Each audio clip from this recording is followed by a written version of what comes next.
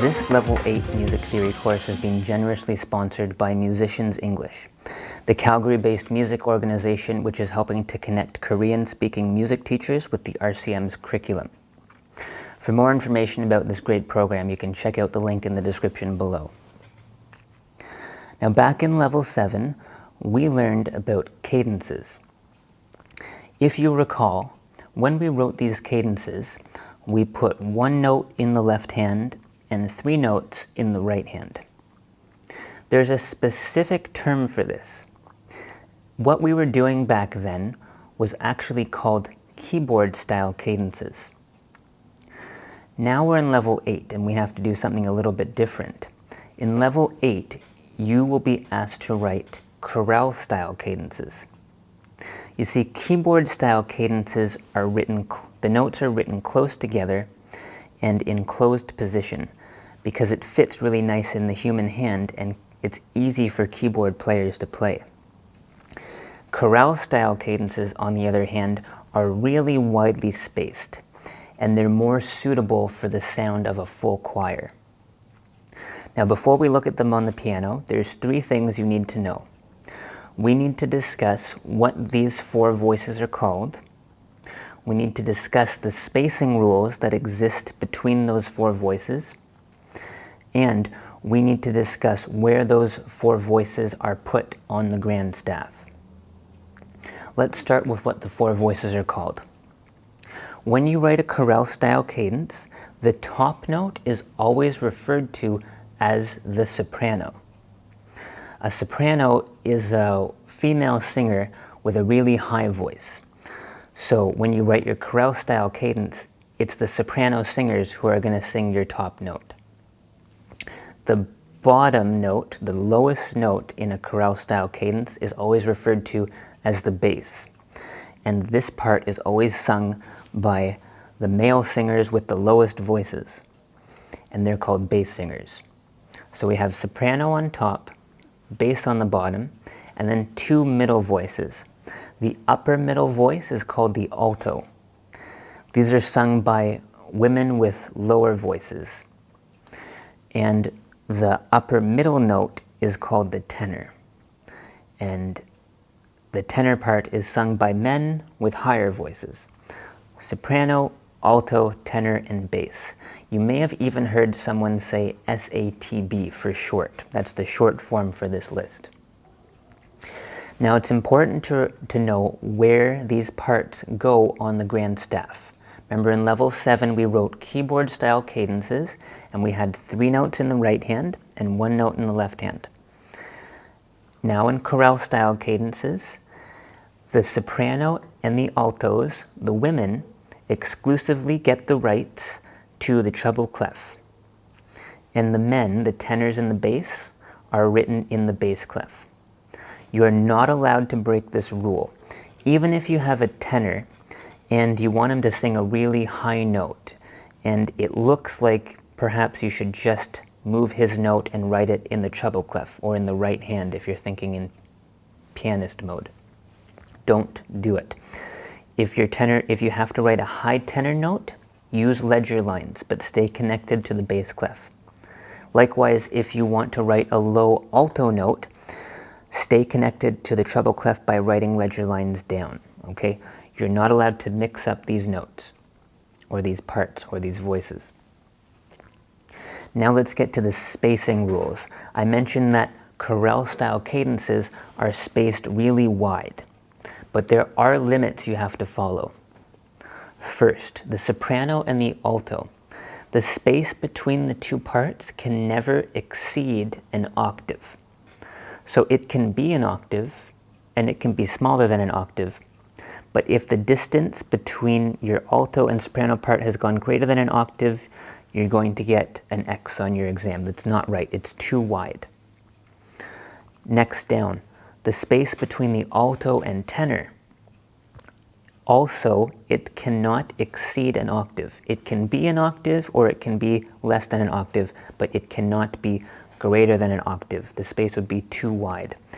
And it starts to sound empty to the audience. The audience can start to perceive that there's something missing, so we don't want to do that. Now, the spacing rule for the bass and the tenor, depending on who your music theory teacher is, you might have gotten different answers.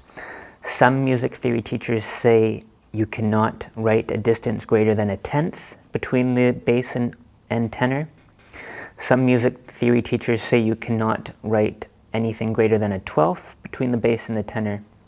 And then some music theory teachers say, who cares, it's unlimited. I'm going to say who cares for today, but your theory teacher might be more strict than me. So soprano and alto, an octave or less. Alto and tenor, an octave or less, and the spacing rule for the tenor to the bass, don't worry about it. If you exceed a tenth, you're probably being radical. Let's look at how that appears on the piano. So I'm going to play an open position D major chord.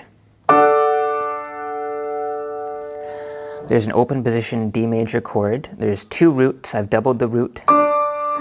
And A and F sharp. So the soprano note is D, the alto note is F sharp, the tenor note is A, and the bass note is D. Now in real life, these notes should be down here on the grand staff, but my camera is showing the high part of the piano, so you know what I mean. So here's our open position D chord. It's also orchestrated correctly. The distance between the soprano and the alto is a sixth, so that's good, it's not greater than an octave. And the distance between the alto and the tenor is a sixth, so that's also good, it's not greater than an octave. And the distance between the tenor and the bass is a fifth, so this is all good. I didn't break any spacing rules. And these two notes would be written in the bass clef on your exam, and these two notes would be written in the treble clef. Let's pretend that we are in the key of D major, and let's write a half cadence, which means I need to get from here to an A major chord, the dominant of D major. Now the rules for writing cadences in both keyboard and chorale style are the same as you learned in level 7. Remember, what should I think? What's in the bass? Are there any common tones? And what's left over? And if there's not a common tone, use contrary motion. Luckily, I know that there is a common tone between the 1 chord and the 5 chord in D major. A is the common tone, so I don't have to worry too much about contrary motion in this case. And what's going to be in the bass? The root of the 5 chord in D major is A. So my bass singers are going to move down here. My tenors are not going to move at all. They're going to hold the common tone. That's easy. And then my soprano and alto, what are two notes that are also in the A major triad that are also very close? The closest option I have is to move this D down to C sharp and this F sharp down to E. So here's my open position D major chord in chorale style, and I'll hold that common tone, and there's the half cadence. Here's the tonic triad, and then there's the dominant triad not too far away. I got stepwise motion in the soprano and alto, that's really good. Good for me. And the bass had to jump down to A. So again, the rules for moving between the two chords are the same as level 7, but setting up the chord is a lot different because it's wide in chorale style. There's one last thing we have to talk about for this cadence unit. And this is one of these moments where I need you to work with me and listen very carefully to what I have to say. We need to learn about Plagal cadences. Now, a lot of music theory teachers, maybe even your music theory teacher, might say there is no such thing as a Plagal cadence. Some music theory teachers Some music theory teachers think that there are Plagal cadences, and then some music theory teachers say Plagal cadences don't exist. Let's not teach kids about them anymore. I think Plagal cadences don't exist for reasons you don't have to worry about. But they are still in the RCM's textbook. Okay, so we're going to learn them today anyways, because you could be tested on them. However, if you go on to level 9 and level 10 harmony, you will never see a Plagal cadence again, because they're so rare that they basically don't occur in music. And I will leave it at that. But here we are in level 8, and I'm going to teach you about Plagal cadences. In level 7, we learned about authentic cadences, which can also be called perfect, and we learned about half cadence. An authentic cadence is 5-1. A half cadence can be 2-5, 4-5, or 1-5. And now Plagal cadence is 4-1. You have a 4 chord going to a 1 chord. This is a very easy one to do because actually there's a common tone. The tonic is the common tone. The 4 chord features scale degree 1, and the 1 chord, of course, also features scale degree 1. So when you do this, you can hold scale degree 1 as the common tone. It's also very common in a Plagal cadence that the common tone occurs in the soprano.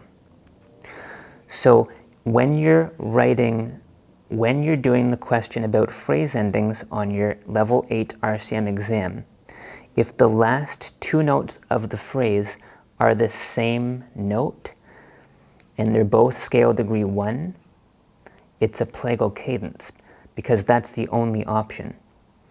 If you have to harmonize scale degree 1 and another scale degree 1, the only option that fits is the 1 chord, or is the 4 chord first and then the 1 chord. Let's see what that looks like on the piano. I'll do it in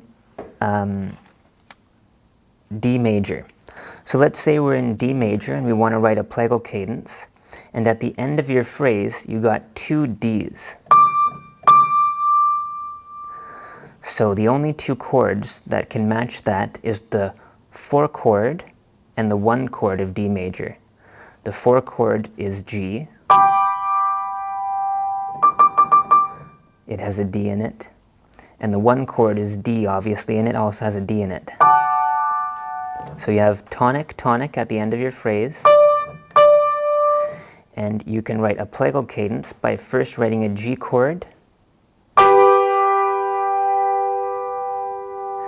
and then a 1 chord. And the common tone happened to be in the soprano.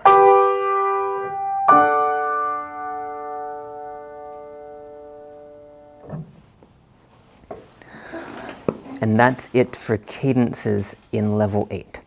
So we learned about chorale style and the spacing, we learned what the voices were called, and we learned about this newfangled thing called Plagal cadence, which you could be tested on. There are level 8 exams which have also asked for keyboard style cadences. So just because you're doing a level 8 RCM exam, don't assume that you're going to write a chorale style cadence for sure. I've marked practice exams from years past, recent years, where chorale style cadences weren't even on the exam. They just went back to keyboard style. But you don't know what's going to happen for sure. So you have to practice both repeatedly. Practice the level 7 keyboard style cadences often, and practice the level 8 chorale style cadences often as well. Now let's go practice on the whiteboard, you and I together, and we will look at how the spacing works visually on the staff.